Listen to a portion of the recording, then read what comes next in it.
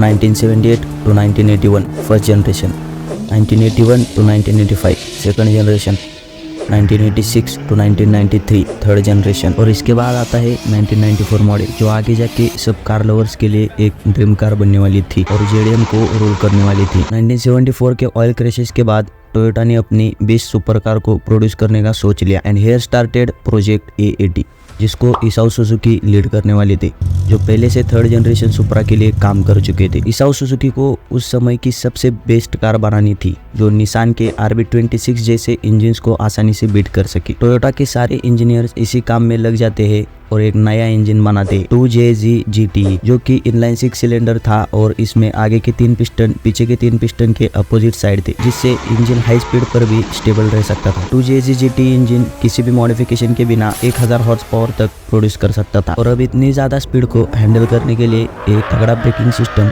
लगने वाला था। तभी टोयोटा ने एक ऐसा ब्रेकिंग सिस्टम लगाया जो सीधा फॉर्मूला 1 से इंस्पायर्ड था और इसे बीट करना बाकी कंपनीज के लिए नेक्स्ट टू इम्पॉसिबल था। आगे जाके 1994 में पोर्श ने इसे हराया था। 1990s में 4th जनरेशन सुपरा फर्स्ट ट्रायल के लिए तैयार थी और आखिर 1993 में इसाऊ सुजुकी ने मार्क 4 सुपरा को ग्रीन सिग्नल दे दिया एंड फाइनली मार्क 4 सुपरा को चिकागो मोटर शो में अनवील किया गया। सुपरा उस टाइम की अपनी सेगमेंट की किसी भी कार को आसानी से बीट कर सकती थी, यहाँ तक कि एक मैगजीन में सुपरा को सीधा एस्टन मार्टिन से कंपेयर किया गया। Low centre of gravity, equal weight distribution, optimised aerodynamic balance और बुलेट प्रूफ इंजन के साथ टोयोटा ने एक परफेक्ट स्पोर्ट कार बनाई थी। मार्क 4 सुपरा उस टाइम पे 2 इंजन मॉडल्स में अवेलेबल थी, 2JZ GE जो कि 220 हॉर्स पावर प्रोड्यूस कर सकता था और 2JZ GTE जो 276 हॉर्स पावर तक प्रोड्यूस कर सकता था। पर ये मॉडल सिर्फ जापानीज वर्जन के लिए अवेलेबल थे। टोयोटा का सेकंड लार्जेस्ट मार्केट यूएसए में था तो यूएसए इंपोर्ट्स के लिए सुपरा को फिर से मॉडिफाई किया और रिवाइज्ड क्रैंकशाफ्ट एंड बड़े फ्यूल इंजेक्टर के साथ लॉन्च किया जो कि 320 तक की हॉर्स पावर प्रोड्यूस कर सकता था। इसी स्पेसिफिकेशन के साथ टोयोटा ने जापान और यूएसए के बीच में जो जेंटलमैन एग्रीमेंट था उसे ब्रेक कर दिया and now Toyota was ready for rolling the JDM. Toyota was expecting that Supra को ऑल ओवर वर्ल्ड से अच्छा रिस्पॉन्स मिलेगा जो कि ऑब्वियस था because of monster engine 2JZ GTE। But उसी समय नेशनल हाईवे सेफ्टी एडमिनिस्ट्रेशन ने जो टेस्ट किया उसमें मार्क 4 सुपरा को ब्लैक लिस्ट कर दिया एंड हियर स्टार्टेड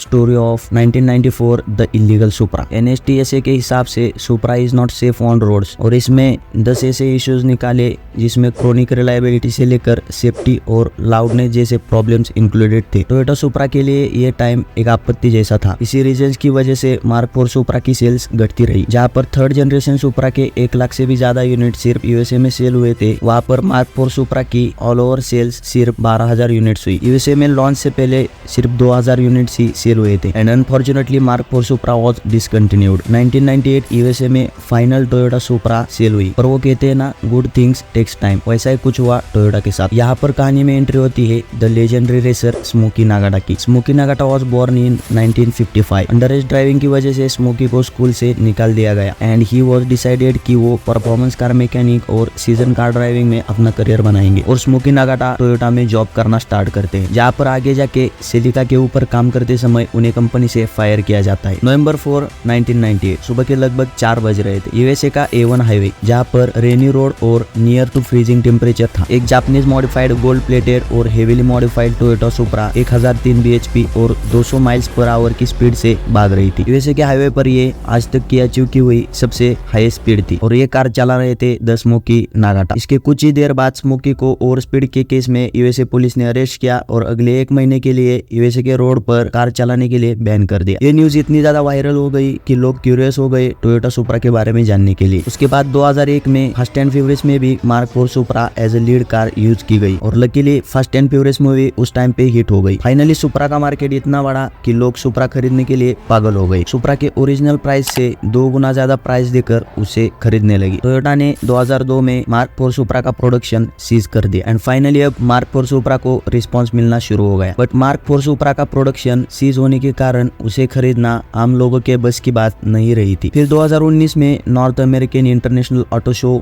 जो कि डेट्रॉइट में था उसमें 5th जनरेशन ऑफ A90 सुपरा को अनवील किया गया जिसमें BMW Z4 के एडिशनल कंपोनेंट्स यूज किए गए थे और आज सुपरा एक ड्रीम कार बन चुकी है और जेडीएम के फ्रंट पेज पर आ चुकी है। But still now 1994 Supra model USA में सेल करने के लिए बैंड है।